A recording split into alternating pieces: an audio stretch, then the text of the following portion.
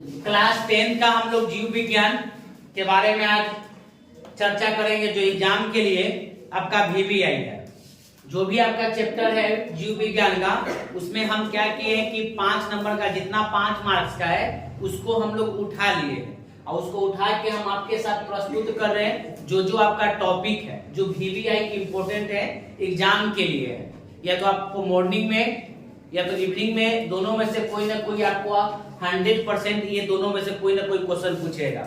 फिर और आगे आपको वीडियो भी आपको मिलते रहेगा, लेकिन अभी जो वही पढ़ाया जा रहा है जो आपके लिए इम्पोर्टेंट है और एग्जाम के लिए इम्पोर्टेंट है।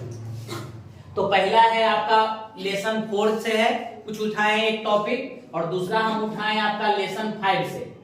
दो आपका टॉपिक हम आज आपका बताने वाले हैं। एक है नेफ्रॉन का सचित्र वर्णन और दूसरा है तंत्रिका कोशिका या न्यूरॉन का सचित्र वर्णन। ये दोनों आपका एग्जाम में 100% आपको पूछता है, तो इसको आप आराम से अंतिम तक आप बने रहिए और अंतिम तक देखिए। अगर अभी तक चैनल को सब्सक्राइब नहीं किया तो सब्सक्राइब कीजिए, फॉलो नहीं किया तो फॉलो कीजिए और कमेंट करके बताइए पहले के वीडियो अब के वीडियो में क्या अंतर है आपका। चलिए स्टार्ट करते हैं। क्वेश्चन आपको स्पष्ट बोलेगा कि नेफ्रॉन का सचित्र वर्णन करें। नेफ्रॉन का सचित्र वर्णन करें, ये आपका 5 नंबर का 100% आपका है कि नेफ्रॉन का सचित्र वर्णन करें। ये 5 नंबर का एग्जाम में पूछता है, या तो आप क्वेश्चन बैंक जाकर आप देख सकते हैं। ये क्वेश्चन पूछेगा 5 मार्क्स का, लेसन 4 का है, उत्सर्जन। ठीक है, तो पहले देखिए हम लोग आपको पहले आपका फिगर है जिसमें 5 नंबर में डिवाइडेड हो जाता है 3 और 2 का, 2 और 3 का डिवाइडेड हो जाता है नंबर का। अगर आप फिगर बना दीजिएगा तो 2 मार्क्स मिलेगा आपका, अगर थ्योरी पार्ट लिख दीजिएगा तो 3 मार्क्स मिलेगा। अगर दोनों को ऐड कर दिया जाए तो 5 मार्क्स आपके लिए इंपॉर्टेंट है। तो उम्मीद लगाते हैं कि आपको समझ में आएगा फिगर भी, और जो उसकी संरचना है वो भी आपको समझ में आएगा। आराम से आप देखते रहिए। देखिए ये फिगर है आपका, इस तरह का एकदम सिंपल फिगर ये आप बना लीजिएगा।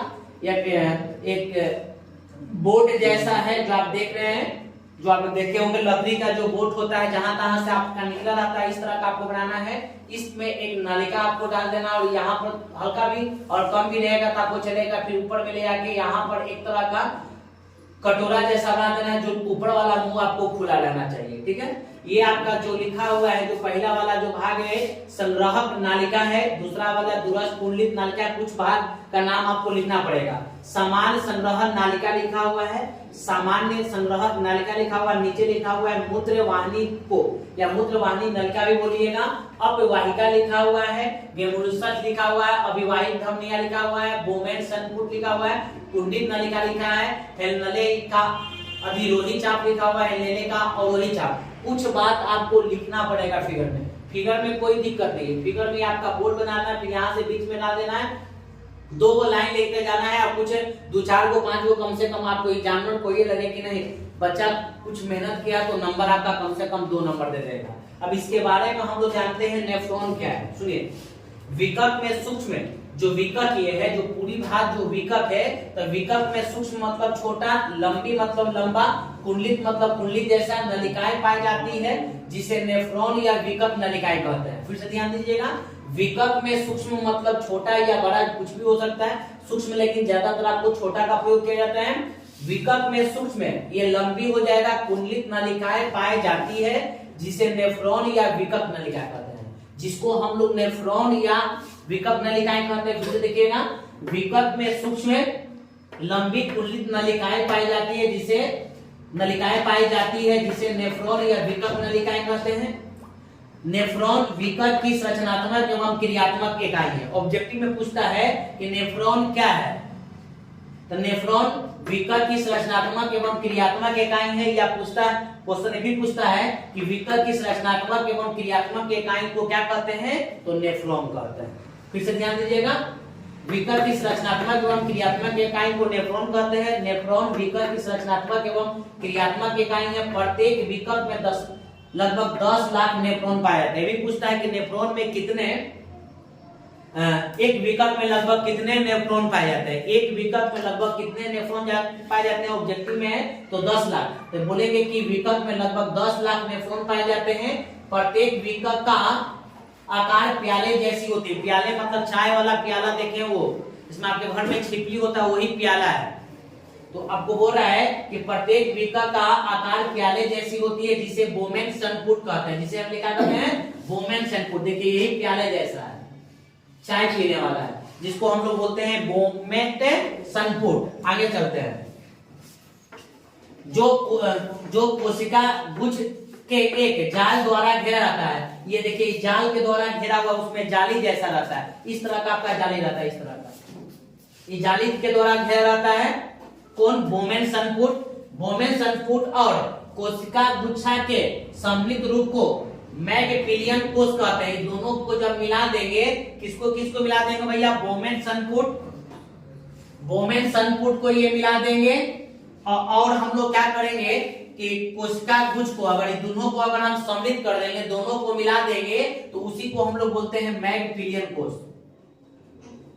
मैगपिलियन कोश कहते हैं किसको किसको, बोमेन सनपुट और कोशिका गुच्छ के सम्मिलित जो रूप होता है, या दोनों को मिलाने से जो रूप बनता है उसको मैगपिलियन कोश कहते हैं। आगे चलते हैं। विकट के नलिका में एक समीपस्थ और एक दूरस्थ कुंडलित भाग होता है। विकट के नलिका जो होता है, जो नली है विकट के, देखिए नलिका ये भी है, ये भी है, ये भी है, ठीक है, ये भी नलिका है आपका। तो बोल रहा ध्यान से देखिएगा, विकट के नलिका में एक समीपस्थ और एक दूरस्थ कुंडलित भाग होता है। तो कोई देखिए समीप का मतलब नजदीक में हो गया, दूर का मतलब दूर में एक कुंडलित भाग होता है। विकट के नलिका में एक समीपस्थ और एक दूरस्थ कुंडलित भाग होता है। समीपस्थ भाग नीचे के आकार और वही चाप बनाता है। जो बोला है कि जो समीप आएगा वो बोलेगा कि कौन, जो समीप अस्थ है वो वही चाप का निर्माण करता है, और जो दूरस्थ भाग है वो अधिरोही। देखिए यहाँ पर आपको है एक अधिरोही है, एक अवरोही है। तो जो नजदीक वाला रहेगा ना, जो नजदीक का रहेगा, जो समीप रहेगा, वो बोला है कि अवरोही बनाएगा, और जो दूरस्थ रहेगा वो अधिरोही बनाएगा। और वही जाप का बनाएगा। पूछेगा कि विकट में जो अगर समीप अस्थ कुंडलित भाग रहेगा, जो विकट में अगर समीप कुंडलित भाग रहेगा वो किसका निर्माण करेगा, अवरोही का, और जो दूर वाला भाग रहेगा उसको अधिरोही का निर्माण करेगा। आगे चलते हैं। अवरोही और अधिरोही चापों के बीच के भाग को हिलने का संग्रहक नलिका कहते हैं। इन दोनों के बीच के जो भाग होता है उसको हम लोग क्या कहते हैं भैया, हिलने का संग्रहक नलिका कहते हैं। किसके किसके भाग का, अवरोही और अधिरोही के जो बीच का जो भाग होता है उसी को हम लोग बोलते हैं हिलने का संग्रहक नलिका कहते हैं। यहां तक किसको दिक्कत है तो बताओ, आगे चलते हैं। इस प्रकार बहुत सारे नलिकाओं के मिलने से सामान्य संग्रहक नली बनता है, जो अंत में मूत्रवाहिनी से जुड़ा होता है। जो अंत में किससे जुड़ जाता है, मूत्रवाहिनी से जुड़ जाता है। क्या बन जाता है, मूत्रवाहिनी से क्या हो जाता है, जुड़ जाता है। कोई दिक्कत है यहाँ तक तो आप बताइए, इसमें कैसा है आपका, दिक्कत हो रही है तो आप कमेंट कीजिए, उसमें आपको बताया जाएगा। आगे चलिए। अब लेसन 5 का एक क्वेश्चन पूछता है। चैप्टर का नाम है नियंत्रण और समन्वय। क्वेश्चन पूछता है तंत्रिका कोशिका या न्यूरॉन का सचित्र वर्णन करें। तंत्रिका कोशिका या न्यूरॉन का सचित्र वर्णन करें। देखिए फिगर आपको बनाना है, फिगर का रेशियो 2:3 है। देखिए ऊपर वाला आपका वीडियो है, एक पेड़ जैसा बना देना, यहाँ से बहुत सारा पत्ता निकाल देना है या डाल निकाल देना बहुत सारा। पहला वाला को डेंटाइन्स बोलेंगे, साइटोन बोलेंगे, केंद्रक बोलेंगे, इस भाग को एक्सोन बोलेंगे, स्वान कोशिका बोलेंगे, वियर के नोडेस बोलेंगे, मेडुला या माल्विन थिक बोलेंगे, एक्सोन पर्व बोलेंगे, सूत्र युग में कांठे बोलेंगे। इसके बारे में कुछ ज्यादा नहीं, दम हल्का है, बस आराम से याद कीजिए, याद हो जाएगा। प्रत्येक न्यूरॉन में एक ताराकार कोशिका होती है। ताराकार का मतलब तार जैसी कोशिका होती है। न्यूरॉन में एक तार जैसी कोशिका होती है जिसे साइटोन कहते हैं। एकदम पतला जैसा तार जैसा होता है, एकदम पतला, एकदम ऐसे एकदम पतला रहता है। देखिए पतला है, इसको हम लोग क्या कहते हैं, साइटोन कहते हैं। न्यूरॉन में एक तार जैसी पतला कोशिका होती है जिसको हम लोग साइटोन कहते हैं। साइटोन में कोशिका द्रव एवं न्यूक्लियस होता है। साइटोन में दो चीज होता है, एक होता है द्रव और दूसरा होता है न्यूक्लियस। साइटोन में एक होता है द्रव, एक होता है न्यूक्लियस होता है।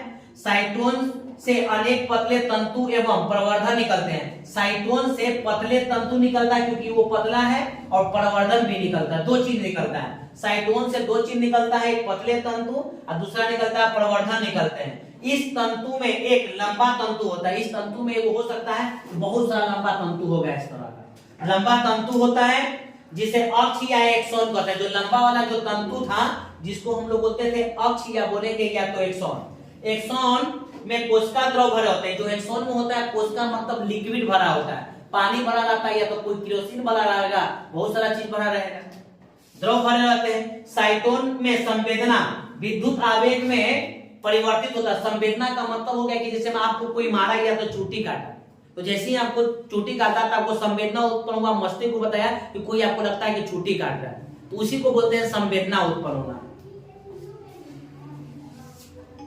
फिर एक्सॉन, फिर आपका बोल रहा है कि फिर एक्सॉन के द्वारा तंत्रिका आवेग आगे की ओर क्या हो जाता है, बढ़ जाता है। फिर वो रुकता नहीं है, कहां हो जाता है, आगे की ओर बढ़ जाता है। एक्सॉन में आवेग का चालन साइटोन के, एक्सॉन में आवेग का चालन साइटोन के दूर होता है। एक्सॉन पेशियां तथा ग्रंथियों में समाप्त हो जाती है, जहां अंगों को क्या करता है, उत्तेजित करता है। अंगों को क्या करता है, उत्तेजित करता है। चलिए खत्म हो गया आपका।